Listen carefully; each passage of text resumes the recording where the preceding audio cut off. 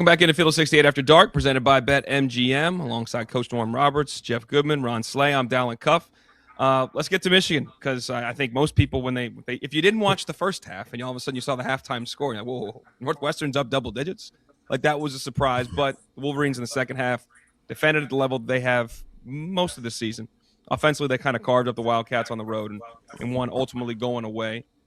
Slay, I'll let you swing first at this one. What did you make of Wolverines' performance tonight? Yeah, I think it's one of them points you reach in the season where not sleepwalking, but you can get out of it what you want to put into it, and that this was let's escape with a victory, y'all. Oh, wait a minute, Northwestern playing. Oh, they punching. And then you got to wake up and say, all right, the war of attrition will kick in. And I think that's exactly what happened, man. The bigs started defending the basket. A couple of shots were missed. They were able to get a couple of turnovers, get out and run.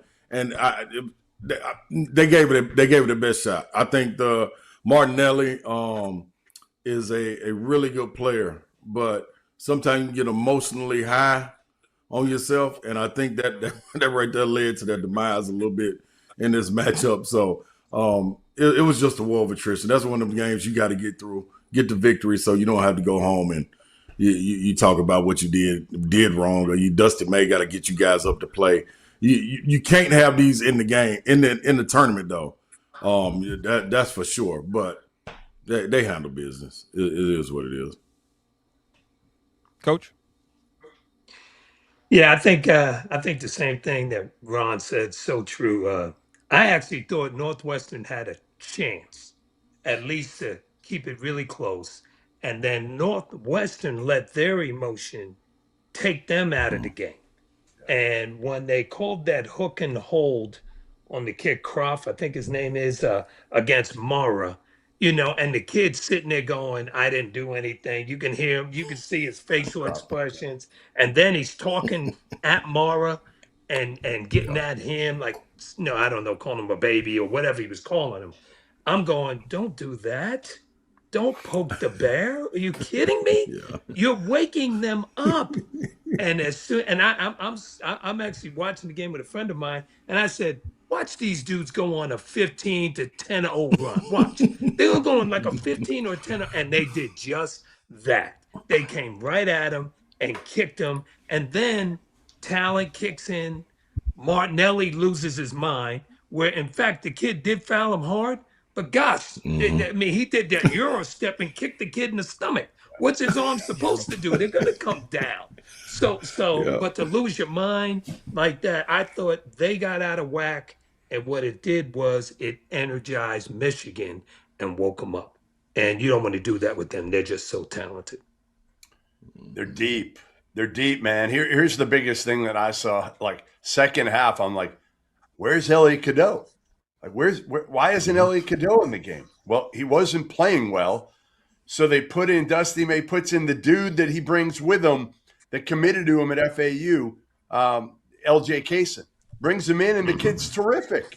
Like, absolutely, he controlled the game in the second half. He was probably the key to them coming back on the offensive end of the court. Just shows, I was there last week for a day, watched practice, talked to a couple of their players, and their culture already, what he's done in year two to kind of flip that program. Like, we forget how bad it was when he took it over, because you just think of, it's Michigan, the brand, the money he's got, whatever it is, right? But like, he took over a complete shit show that Juwan Howard left at that point, right? They won 3 league games the year before he took over. And they're 9, I mean, they go 9 strong, really good players who, again, know their roles, but are also capable of, when somebody gets into foul trouble, when somebody's not playing well, like we saw out of Cadeau today, you've got guys that are able to step up and jump into bigger roles and thrive in those roles and handle it. Yeah, I mean, you mentioned Kaysen. He was in my running for toast of the night, because they had him listed at 16 points. We were in a career high. The book now says 13, so I don't know what went on there. But anyway, long story short, that dude made plays in key moments, where, as coach, as you mentioned, as the game was turning its tide. And they are deep, and that's a great, luxury to have. And Northwestern is not a very good team, and it showed that in their emotions. Great point, Coach. It just kind of got away from them. Slay, you made this point, Coach. I want to ask you about being on the bench for these games and coaching these teams that have a national championship aspiration, have shown throughout the season they can win a title without a doubt. But this is kind of like the dog days. You're like in the early second week of February. You're ready for March. It's a grind. Yes, you want to win the league, but dudes' minds wander. You want to get to March. It's time to get. How do you keep guys focused? How do you keep guys locked in so this half where they were sleepwalking through doesn't become a game and then you lose? I think people outside of coaching think that coaches think that way. We don't.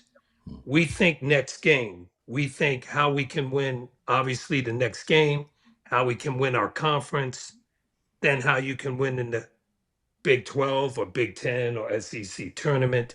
And then you think about the NCAA tournament, especially when you know, and most of the teams in the country know that they're in. The ones that are going to be in know they're going to be in. So you know you're going to be in. What you're worried more about is seating, where you're going to be, and that type of stuff. So you may be thinking about that a little bit, but you're really focusing in on the games that are in front of you, because you know if your team is not trending upward going into that tournament, you're going to be in trouble. And that could be the Big 12 tournament or the Big 10 or SEC tournament, or you want to be trending up and playing your best ball come the end of February into March. You want that to be happening. So I think at this time, coaches are actually pushing their teams more. We're into them more. We're telling them they got to focus more. They got to take. Well, that coach, that's what I'm saying. So it was a poorly asked question. I'm not talking about the coaches thing. I know what a player's thinking. Like, yo, let's get to more. Let's get to the dance. So that's like you want to win a title, but I think you have to as a coach. So I'm saying, how do you manage the players so that they don't do that? Because the coaches, we get that. The players are a little different. By coaching them that way, by talking about it every day, by saying, hey, we don't care about the NCAA tournament. That's 4 weeks away, 5 weeks away. We don't care about that, guys. What we're focusing on is how we can get better today. Here's where we're deficient. Here's where we have to get better rebounding, shooting, defensively, whatever it may be. And how can we win the next game and then go on and try to win our tournament or win our conference? And I think coaches preach that every day, and try to get the guys not to look that far ahead. And I think most of the time players won't look that. Now you come March 1st or whatever, then maybe they're thinking. I think right now, we call these the dog days. Right now, like in the Big 12 or the SEC or something like that, these are not the dog days. These are you better get after it days. Now you better show if you're really good. You better show you can ball up. Because like right now in the Big 12, like Houston, I think is going to play Kansas, BYU, Texas Tech, or Arizona in a row. They got like 4 of them in a row. Like Kansas just went through that gauntlet and everything. So you've got to prepare yourself for the gauntlet because you're going to play the best coming down to the end of the year. Well, the Big 12 knew what they were doing, too. They scheduled – Iowa State's doing it. Kansas is doing it. They're all doing it in February.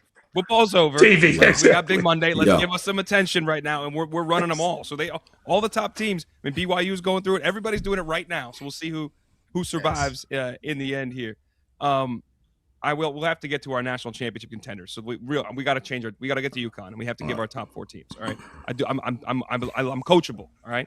Producer tells me we're going to get. I wanted some more right there. I thought it was some more meat on the bone. What Coach just said, but let's roll. Well, okay, be quick. Go get the meat. Get the meat. Your first time here. Be quick. But to Coach's point, that's the luxury you have when you have a deep team. Like what Good just said about Michigan being able to. Where's Cadeau?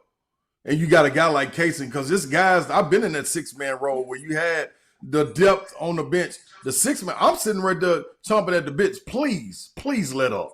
Pretty please. I'm coming to get them minutes because I want to be on that stage too. And you get a guy like Casey. Casey want to be out there playing with the Lindenbergs, Amara, and all them guys right there. So he's seen how the table has been set. And any opportunity you give, you breed that competition as the coach. So you almost don't have to worry about that when you have depth. The problem is when you got those teams that go 6 or 7 deep and one guy decides, man, I'm battered up. I'm bruised up on this, and I got to make it through the week. then that's when them slip ups happen. So that's all I want to add to it. Just put a That's a little bit good more point. season on it. No, I like that. A little more seasoning is always good. A little more seasoning.